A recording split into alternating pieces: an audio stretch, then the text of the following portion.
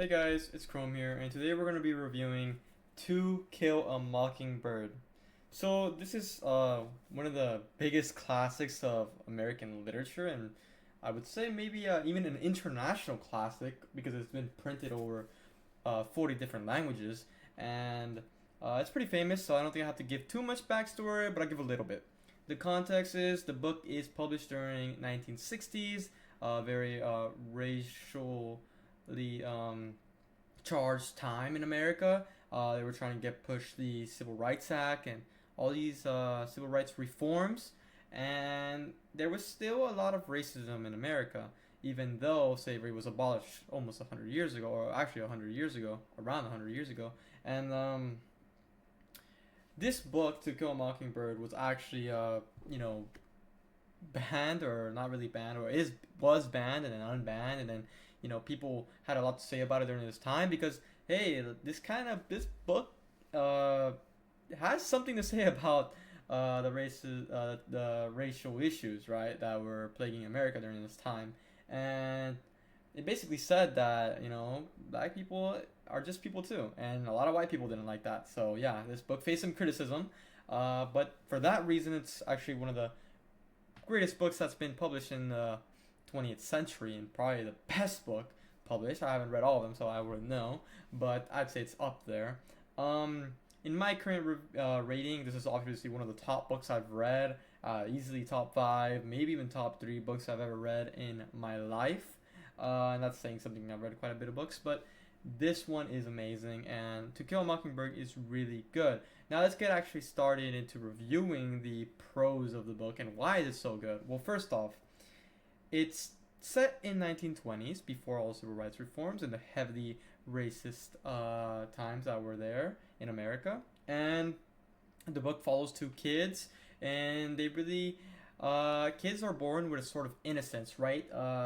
You aren't born hating somebody, right? You learn it, and so the kids have a good father, and they are innocent, and they don't think that black people are any worse than them, right? So when their father, a lawyer, starts offending a black man, and kids at school start saying names to them, calling them derogatory terms, slurs, and you know bad sayings. Even their own family is calling them a disgrace for what their dad is doing. They don't understand that much. They just see how it is, and they see a black man getting persecuted for something that there's not a 100% chance that he did or didn't do, and he gets a death penalty. And obviously, this, spoiler. I'm sorry for this. Should have pronounced this, but yeah, like it shows how this book, it shows how unfair black people were being treated uh, during um, that era. And the kids, they suffer a lot and a great deal for their dad and, the society that they're living in. And,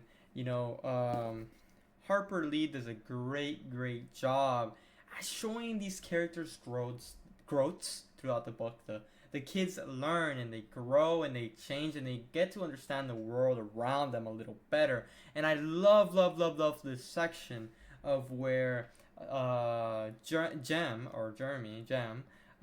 is talking to Scout, and he's like, "How come the trial ended that way? It doesn't make any sense."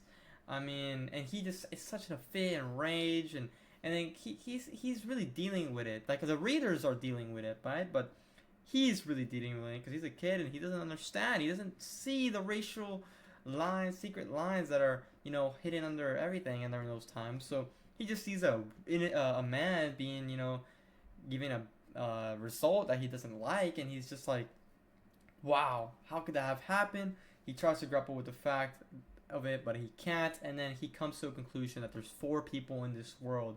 There's normal people, there's people that don't have anything, but they don't want to take anything, and then there's people that live in the dumpster, and then there is black people, African Americans. And he was like, what's really different between us? Because we're all human, but there's still clear social categories. And then he starts getting to his conclusion where maybe it's not the different color of skin or social status, but it's just our ability or to read and write, or education per se, right? So he comes to the term that actually there's not much of a difference between us. It's just the opportunities that are available to us based on the luck that we had and the places we were born and the people we met and the education they had, and it turns out that he comes to this conclusion that maybe blacks, whites, and poor people and people that live in dumpsters were all just people, and that's why the book is so beautiful and why it's definitely a classic in the modern 20th century. And yeah, imagine this book dropping in 1960s during this racist time, and boom, this is like a freaking society breaker. This is changing things. It's opening things up, and the kids in high schools are reading this, and it teaches empathy. It teaches empathy, and they try to get rid of this book, but it's really such a great work of literature, and the message is amazing. It has perfect execution, perfect message, and it's definitely worth reading at least once. This is definitely no doubt a classic, and some books, they're called classics, but this one puts the meaning behind the word classic in a book. So yeah, that's my honest review. I have no cons. I recommend to read this all the time. For anyone, at least once, in their lifetime, and yeah, To Kill a Mockingbird, man, good book. See you next time, guys.